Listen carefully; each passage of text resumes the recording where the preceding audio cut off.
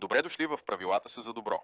Тази дейност е забавен и съвместен начин за учениците да създадат споделени правила за тяхната класна стая или училище. Разделете класа на групи по 5. Раздайте по 2 листа хартия и маркери на всяка група. Представете задачата.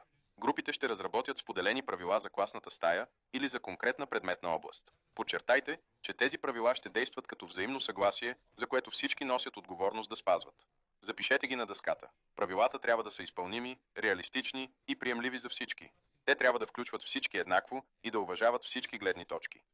Подкрепете тези принципи, когато учениците започнат своята работа. Нека всяка група създаде 3 до 5 правила. Това е техният шанс да помислят какво ще помогне за създаването на положителна среда за всички.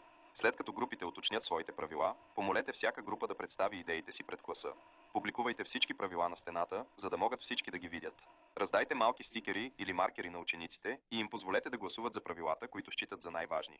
Ограничете броя на гласовете на ученик, за да насърчите внимателното вземане на решения.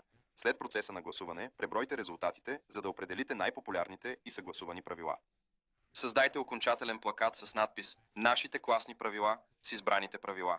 Поставете го на видно място на стената, като напомняне за споделения ангажимент на класа.